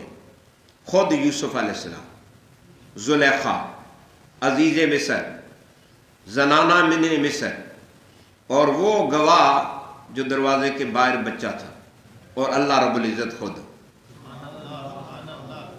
یہ سب اس واقعے میں شریک ہیں۔ تو آیا یہ کیا کہتے ہیں سارے؟ حضرت یوسف علیہ السلام سے پوچھیں تو وہ کیا کہتے ہیں؟ قرآن مجید آگے آیت آ رہی ہے، وہ کہتے ہیں ہی راودتنی عن نفسی، کہ اس نے مجھے پھسلانے کی کوشش کی تھی۔ اور پھر حضرت یوسف آگے دعا آ رہی آگے کہ جس وقت عورتوں نے کہا یوسف اس کی بات کیوں نہیں مانتا، اس نے کہا وہ نہیں مانے گا تو میں جیل میں ڈالوں گی، تو تو حضرت یوسف نے دعا کی تھی رب السجن احب الی مما یدوننی الیہ، اے اللہ مجھے اس سے بچا، مجھے جیل پسند ہے، اس عورت کے پاس رہنا پسند نہیں ہے۔ گویا یوسف خود برات کر رہے ہیں، میں نے، بلکہ اس سے پہلے ہم جو پڑھ چکے یوسف خود کہہ رہے ہیں معاذ اللہ انہ ربی احسن مثوایا۔ تو یوسف کو کہتے ہیں میں نے کوئی ارادہ کیا ہی نہیں۔ زلیخا جو اس واقعہ کی مین ہے اس سے پوچھو تو قرآن کہتا ہے وَلَقَدْ رَاوَدَتْهُ عَن نَفْسِهِ فَاسْتَعْصَمَا، آگے آئے گی آیت کہ اس نے آپ کا ارادہ کیا اپنی طرف، فَاسْتَعْصَمَا، تو اس نے اپنے آپ کو بچا لیا۔ اس عورت نے کہا کہ میں نے ارادہ کیا، لیکن اس نے بچا لیا اپنے آپ کو۔ اور جس وقت جیل سے رہائی ہونے کے لیے بندہ بھیجا تو یوسف علیہ السلام میں نہیں جاتا، ان عورتوں سے پوچھو۔ جب عورتوں سے بادشاہ نے پوچھا تو انہوں نے کہا یوسف پر کوئی بھی گناہ کا الزام نہیں ہے، اس نے کچھ بھی نہیں کیا۔ تو اب زلیخا کہنے لگی الآن حسخس الحق انا راودته عن نفسه انه لمن الصادقین، کہنے لگی ہن دے حق واضح ہو گیا ہے۔ کہا وہ میرے شوہر بادشاہ، میں خود ہی ان کو پھسلا رہی تھی، وہ تو سچا ہے، اس نے کچھ بھی نہیں ارادہ کیا۔ زلیخا نے بھی برات کر دی، یوسف کا کوئی ارادہ، یوسف نے کہا میرا بھی کوئی ارادہ۔ عزیز مصر کہتا ہے کہ جس وقت زلیخا دروازے پر آئی، کہا یہ تیری آل کے ساتھ برا ارادہ کر رہا تھا، تو اس نے اپنی بیوی سے یوسف علیہ السلام کو کہا کہ چھوڑو، اس کی طرف دھیان نہ دو، انہو من کیدکن ان کیدکن عظیم، یہ عورتوں کے مکر ہیں اور ان کے مکر تو بہت بڑے ہوتے ہیں۔ شوہر بھی کہتا ہے کوئی اس کا ارادہ، گواہ جو اس گھر کا تھا اس نے کہا اگر قمیض پیچھے سے پھٹی ہے ان کان قمیص قد من دبر فکذبت وهو من الصادقین، قمیض پیچھے سے پھٹی ہے تو یہ سچے ہیں اور وہ عورت جھوٹ کہہ رہی ہے۔ یہ گواہی بھی یوسف کے حق میں کہ ان کا کوئی ارادہ، اللہ کا ارادہ کیا، اللہ خود کہتا ہے لِنَصْرِفَ عَنْهُ السُّوءَ وَالْفَحْشَاءَ وَإِنَّهُ مِنْ عِبَادِنَا الْمُخْلَصِينَ، اللہ نے کہا ہم نے ان سے برائی کو پھیر دیا، وہ تو میرے مخلص بندے ہیں۔ وہ ساری گواہیاں اتنی جو ہیں یوسف کی بے گناہی پر ہے کہ انہوں نے ارادہ کیا ہی نہیں ہے، تو پھر بھی ترجمہ کرنے والا اگر یہ ترجمہ کرے تو قرآن تو پڑھا نہیں اس نے، حیف ہے اس پر کہ وہ نبی کی شان میں اتنی بے ادبی پھر بھی کریں۔ وَاسْتَبَقَ الْبَابَ وَقَدَّتْ قَمِيصَهُ مِنْ دُبُرٍ وَأَلْفَ يَا سَيِّدَهَا لَدَى الْبَابِ قَالَتْ مَا جَزَاءُ مَنْ أَرَادَ بِأَهْلِكَ سُوءًا إِلَّا أَنْ يُسْجَنَ أَوْ عَذَابٌ أَلِيمٌ۔ اور دونوں دروازے کی طرف دوڑ پڑے اور عورت نے یوسف کا کرتا پیچھے سے پھاڑ دیا اور دونوں نے عورت کے خامد کو دروازے پر پایا۔ اسے دیکھتے ہی عورت کہنے لگی اس کی سزا کیا ہے جو تیری اہلیہ سے بدی چاہے، بجو اس کے کہ وہ قید کر دیا جائے یا دردناک عذاب جی لیں۔ جس وقت حضرت یوسف علیہ السلام نے دیکھا دروازے بند ہیں تو اب کیا کروں، میں بچوں تو کیسے بچوں، یہ دعوت دے رہی ہے اور میں یہاں سے کیسے جان چھڑا کے جاؤں۔ تو یعقوب علیہ السلام نے اشارہ کیا اے کرنا اب بابا جی دروازے بند ہیں میں کیسے بچوں گا، فرمایا نسنا تیرا کام ہے، دروازے کھولنا اللہ دا کام ہے، آپ دوڑ لگاؤ دروازے کھل جائیں گے۔ اور سونے ارادہ تو کرو، ارادہ پختہ کر کے چلو، بند راستے میرا رب کھول دیتا ہے۔ ارادے پختہ ہو، نظر جن کی خدا پر ہو، ہاں تلاطم خیز موجوں سے وہ گھبرایا نکی نہیں کرتے۔ چنانچہ حضرت یوسف علیہ السلام دوڑے، دروازہ کھل گیا، اگلا دروازہ کھل گیا، اگلا دروازہ، پیچھے سے عورت بھی دوڑی اور اس کا ہاتھ آپ کے قمیص پر پیچھے سے پڑا۔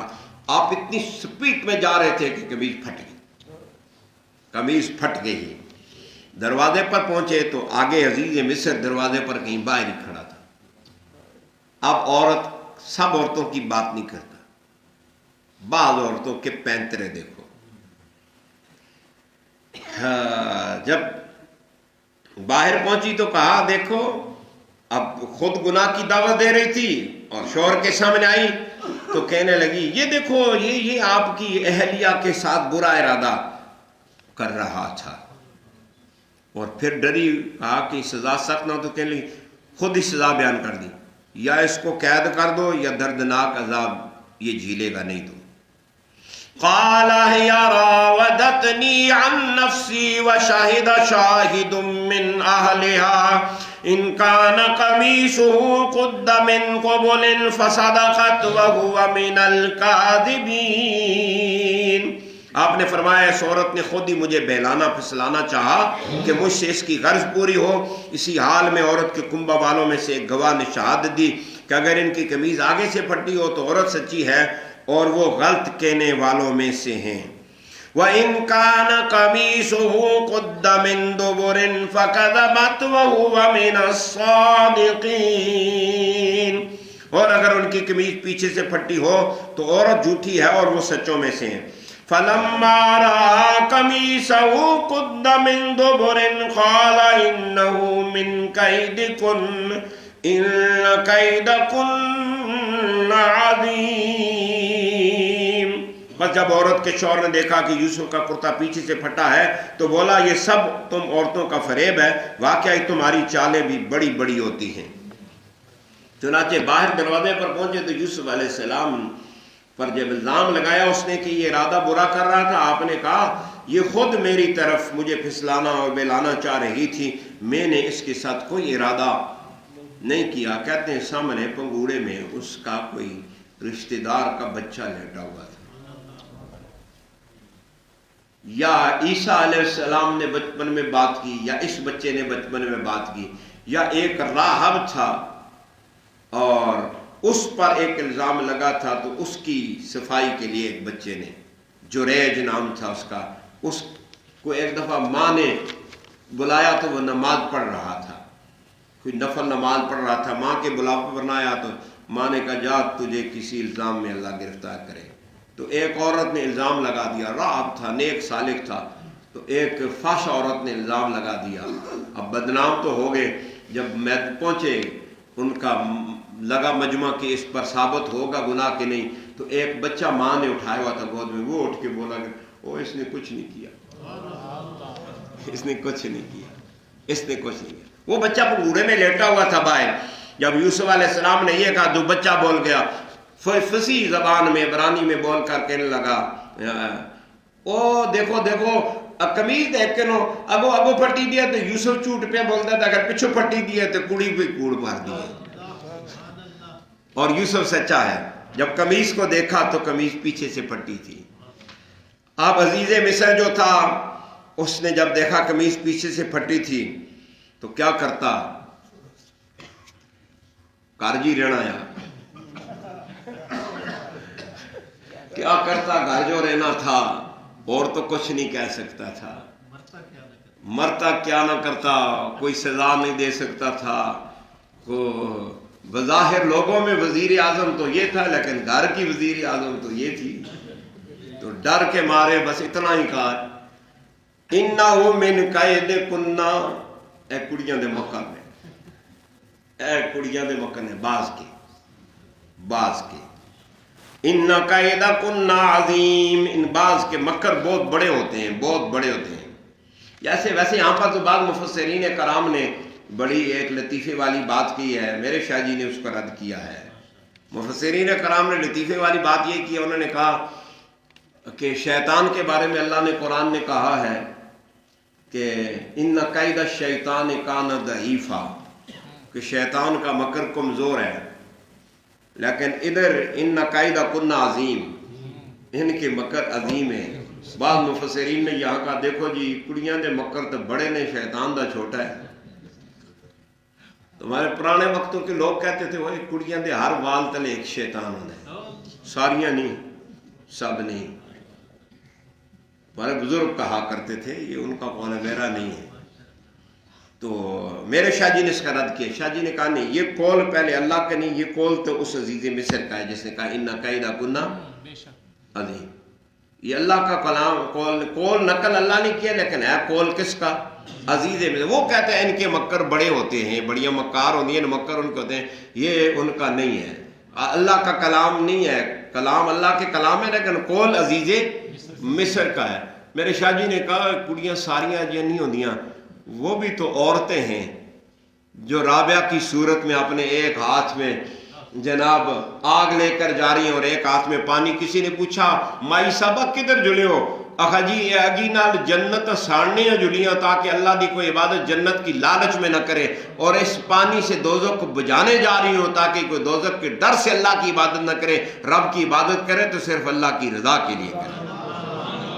عورتوں میں تو عائشہ صدیقہ بھی ہیں، خدیجہ الکبریٰ بھی ہیں، اور عورتوں میں سیدہ زہرا پاک بھی ہیں سلام اللہ علیہا، اور وہ بھی تو عورت ہے جس کے بارے میں حضور نے فرمایا ان الجنت تحت اقدام الامہات، جنت ماؤں کے قدموں کے تلے ہے۔ عورت کا بڑا مقام ہے، عورت کا بڑا مقام ہے۔ بہرحال ایک فطرتی کمزوری ضرور ہے۔ نبی اکرم صلی اللہ علیہ وسلم نے فرمایا ایک دفعہ عورتوں کے پاس سے گزرے تو ہوگا کوئی مسئلہ، عورتوں میں کوئی بات چل رہی، حضور نے فرمایا یا معشر النساء، اے عورتوں کے جتھے، عورتوں کے گروہ، تصدقنا، صدقہ کیا کرو، فإنی أُرِیتُکُنَّ أَکثَرَ مِنْ آلِ النَّارِ، میں نے اکثر عورتوں کو دوزخ میں دیکھا ہے۔ فقلنا، عورتوں نے کہا وَبِمَا یا رسول اللہ، یا رسول اللہ کس وجہ سے؟ حضور علیہ السلام نے فرمایا اکثر تم لعن تان کرتی ہو، ہاں ذرا جی گل نہیں ہوئی تو تانا فلانا ایسا دے، اس تے لعنت پہ، اس تے پٹکار پہ، وہ اس طرح کی باتیں کرتے ہیں۔ اور دوسرا حضور نے فرمایا وَتَکْفَرْنَ الْعَشِیرَ، کہ تم اپنے شوہروں کی ناشکری کرتی ہو، پوری زندگی خدمت کرتا رہے، ایک بات ذرا سی ہو نہ جائے تو سب کچھ پانی پھیر دیا پیچھے، تو نے میرے لیے کیا کیا ہے؟ کچھ بھی نہیں کیا، میں ہی ہوں، تیرے گھر رہتی ہوں، اور کون رہتا ہے؟ تو ناشکری کرتی ہیں۔ اور پھر حضور علیہ السلام نے فرمایا کہ میں نے عورتوں جیسا جو عقل کی بھی ناقص ہوں، دین کے بھی ناقص ہیں، لیکن میں نے ایسا نہیں دیکھا عقل کی ناقص اور دین میں بھی ناقص عورت، بڑے بڑے دانا اور سمجھدار قسم کا جو مرد ہوتا ہے اس کی بھی عقل کو لے جاتی ہیں، بڑے بڑے سیانے کی جناب قبول کر کے بیٹھے، بڑے بڑے پڑھے لکھے دے، ملک کا صدر وزیر اعظم بھی پیچھے لگے ہوتے ہیں، بڑے بڑے پروفیسر اور دانا بھی جناب پیچھے لگے ہوتے ہیں، ہاں ہے عقل کی ناقص اور دین کی، لیکن بڑے بڑوں کو قابو میں کر لیتی ہیں، اپنے چنگل میں لے لیتی ہیں۔ عورتوں نے پوچھا یا رسول اللہ یہ جو آپ نے کہا ہے کہ عقل میں بھی ناقص ہیں اور دین میں بھی ناقص ہیں، تو کیسے ہم عقل میں ناقص ہیں؟ فرمایا اس طرح کہ تمہاری شہادت جو ہے دو عورتیں ملے تب ایک مرد کے برابر شہادت ہوتی ہے، یہ تم عقل میں ناقص ہو، تو یا رسول اللہ دین میں کیسے ناقص ہیں؟ فرمایا دین میں ایسے ناقص ہو کہ جب تم میں کوئی اذیت معنی آتی ہے نہ نماز پڑھ سکتی ہو نہ روزہ رکھ سکتی ہو۔ قلنا، ان عورتوں نے کہا جی یا رسول اللہ بالکل اسی طرح ہے، اور یہی ہمارا دین کا نقصان ہے اور ہماری عقل کا بھی نقصان ہے، لیکن ساری نہیں، اللہ نے بڑی بڑی عورتیں اس کائنات میں ایسی بھی پیدا کی ہیں جن کو اللہ تعالیٰ نے بڑا نعمتوں سے نوازا ہے اور بڑے بڑے کرم سے نوازا ہے، جہاں پر مرد سامنے کھڑے شرماتے نظر آتے ہیں، ایسی باکمال عورتیں بھی ہیں۔ یوسف عارض عن ھذا واستغفری لذنبک انک کنت من الخاطئین۔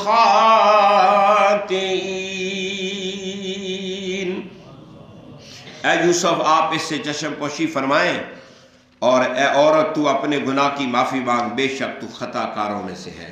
عزیز مصر نے رخ حضرت یوسف کی طرف پھیرا، چونکہ اس کو پتا تھا یہ بات پھیلے گی تو میری عزت خاک میں مل جائے گی۔ کہا اے یوسف تیرے ماتھے میں تو اللہ کی طرف سے بڑی عظمتیں عویدہ ہیں، سعادتیں چمک رہی ہیں، نیک بختگیاں روشن ہیں، تو میرے پیارے یوسف یہ رسوا کن معاملہ لوگوں میں نہ پھیل جائے، آپ رہنے دیجئے، معاف کر دیں، اس تہمت کو معاف کر دیں۔ عارض آنا یوسف معاف کر دیں، آپ پر بڑا الزام لگا ہے لیکن آپ بڑے لوگوں معاف کر دیں، آپ اسے معاف کر دو، درگزر کر دو، اور اس معاملہ میں کوئی تبصرہ نہ کرو، آپ کی بہت مہربانی ہوگی. اور پھر رخ اپنی بیوی کی طرف موڑا اور کہا اللہ کی نیک بختنے وَاسْتَغْفِرِي لِذَنْبِكِ، گناہ کر بیٹھی تو توبہ کر، توبہ کر، اللہ کو لو مانگ، معافی مانگ اپنے گناہ کی. یہ جو ارادہ تو نے کیا ہے شکر کر بچ گئی، تو گناہ میں پھنسی نہیں ہے، صرف ارادہ ہی کیا ہے، تو قابو نہیں پا سکی. تو جا اللہ سے معافی مانگ، اِنَّكِ كُنْتِ مِنَ الْخَاطِئِينَ، بے شک تو خطا کاروں میں سے ہے. اللہ مجھے اور آپ کو قرآن پڑھنے کی توفیق عطا فرمائے.